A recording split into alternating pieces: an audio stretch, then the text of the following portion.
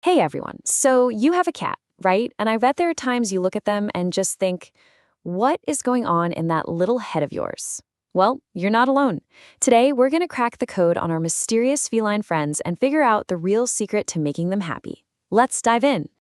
So let me ask you something right off the bat. Do you think your cat might be secretly stressed out? I know, it sounds weird. They've got it made, right? Naps, food, all the cuddles. But you'd be surprised how our modern homes can actually be a minefield of anxiety for them. Does any of this ring a bell? The couch getting shredded, your cat vanishing the second the doorbell rings? Or maybe, spraying where they're not supposed to. We tend to call these bad behaviors, but what if I told you they're not bad at all? They're signals. Your cat is trying to send you a message, a really important one. And you know, feline health experts have pointed this out. We humans, we're usually reactive. We wait until the curtains look like confetti, or until there's a hissing match between our pets, and then we start asking, what's wrong? We're basically playing catch-up, trying to fix problems instead of preventing them in the first place. So, okay, how do we flip that script? How do we get ahead of the game and actually anticipate what they need? Well, it turns out the secret to truly understanding your cat is that you have to meet their well, you get the idea, their ancestor. Seriously, the key to your fluffy little house cat is buried deep in their wild past.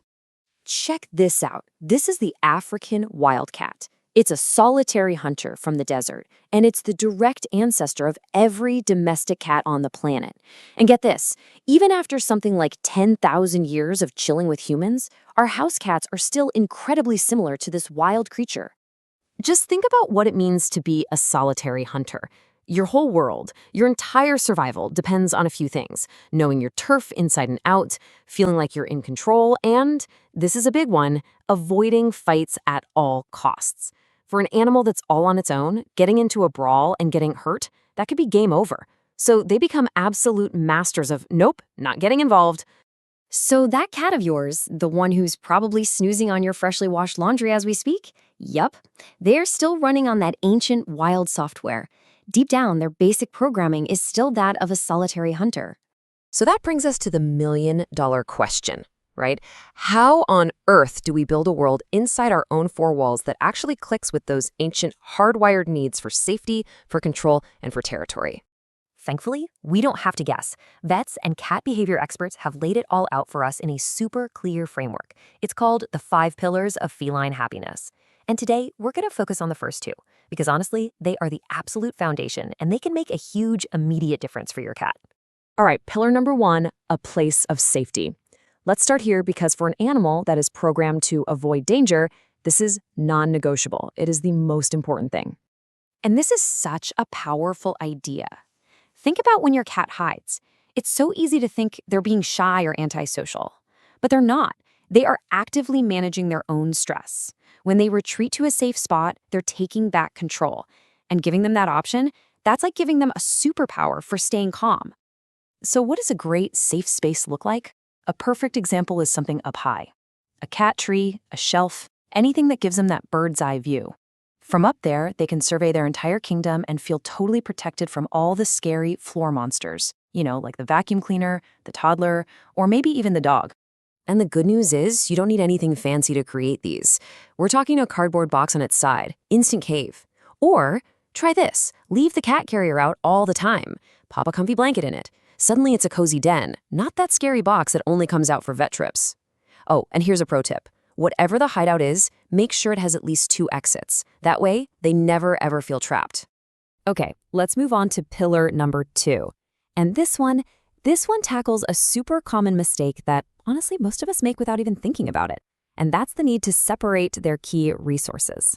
So on the one hand, you have the typical setup: food, water, litter box, all crammed into one little corner of the laundry room.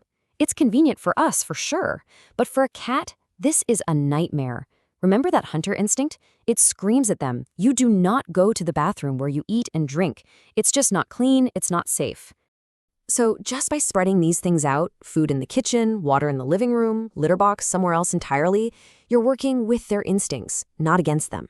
It's such a simple fix, but it can slash their stress levels. And if you've got more than one cat, this is absolutely crucial. It stops them from having to compete or get into little turf wars over the basics. So, what's the bottom line here? What happens when you actually start thinking like your cat? When you set up these safe spots and spread everything out? What's the real payoff for you and for them? Well, the benefits are huge. You'll start to see those bad behaviors we talked about just fade away.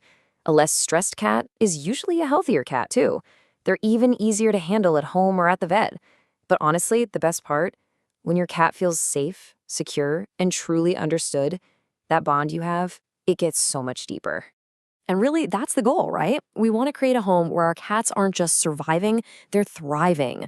A place where they feel so confident that they can just relax, play, and build real, trusting friendships with you and everyone else in the house. So I'm going to leave you with this one final thought. The next time you walk through your house, try to see it from their perspective, down on their level. Is it a safe, predictable territory full of good lookout spots and resources that make sense? Or is it kind of a confusing, scary place? Really think about it. What is your home telling your cat?